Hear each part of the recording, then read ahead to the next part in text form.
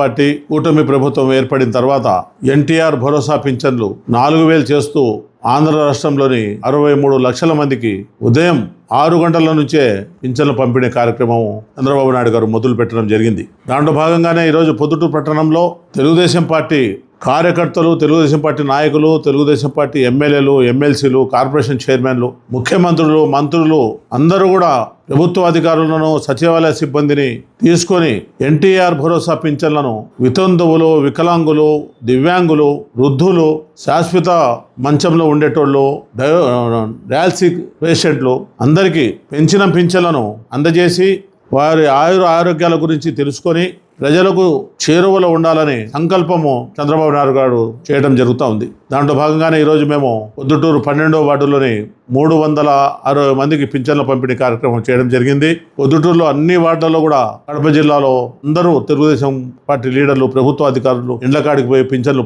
కార్యక్రమం చేస్తూ ఉన్నారు. వేల కోట్ల రూపాయలు ఈరోజు లబ్ధిదారులకు అందించడం జరుగుతూ ఉంది. చంద్రబాబు నాయుడు గారికి కృతజ్ఞతలు చెప్పాలా మనమంతా.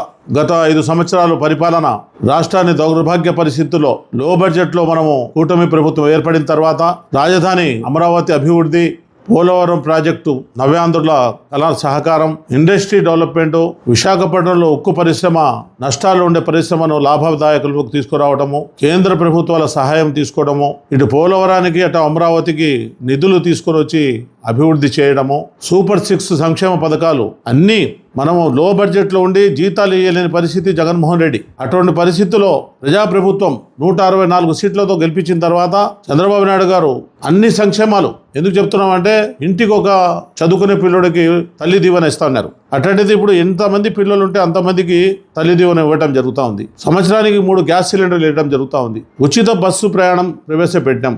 దివ్యాంగులకు, వికలాంగులకు ఉచిత బస్సు ఇంతకుముందు 50% ఉంటే ఇప్పుడు 100% ఉచితంగా వాళ్ళకు బస్సు సౌకర్యం కలిగించినాం. అంతేకాకుండా గతంలో 6-7 సార్లు కరెంటు బిల్లులు పెంచితే ఈసారి 21 నెలకు అయినా కానీ ఒక్కసారి కూడా కరెంటు బిల్లు పెంచకుండా, కరెంటు సర్ఛార్జీలంట, ఆ ఛార్జీలంట, ఈ ఛార్జీలంట అని కరెంటు బిల్లుల మీద భారం వేయకుండా, భారమంతా వేల కోట్ల రూపాయలు ప్రభుత్వమే భరిస్తూ ఈరోజు కరెంటు భారాన్ని ప్రజలపైన మోపకుండా ప్రభుత్వం నడుపుతూ ఉన్నారు ముఖ్యమంత్రి చంద్రబాబు నాయుడు గారు. కాబట్టి మేము ప్రజలందరికీ శ్రీరామనవమి శుభాకాంక్షలు తెలియజేస్తూ, చంద్రబాబు నాయుడు గారు కడప జిల్లా ఒంటిమిట్టకు వస్తున్నారు.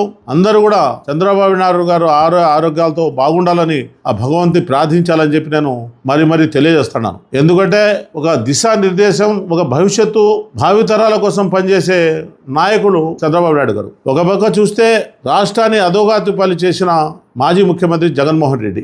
ఈరోజు జగన్మోహన్ రెడ్డి, చంద్రబాబు నాయుడు గారు ఏ పని చేసినా అది నేను చేసినానని చెప్పి చెప్పుకునే పరిస్థితి మనం అందరం చూస్తున్నాం.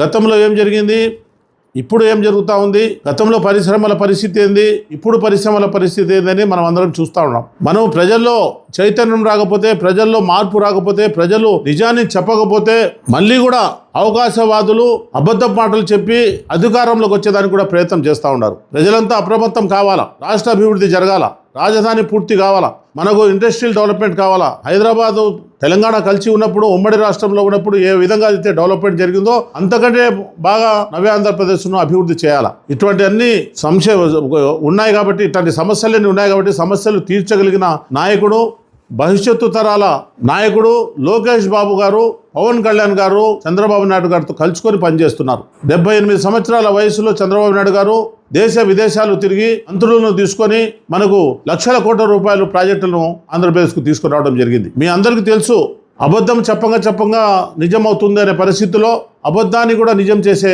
చాతుర్యం కలిగిన వాళ్ళు ఉన్నారు. మాజీ ఎమ్మెల్యే గారు అబద్ధాన్ని కూడా నిజం చేసే చాతుర్యం కలిగిన వాళ్ళు ఉన్నారు.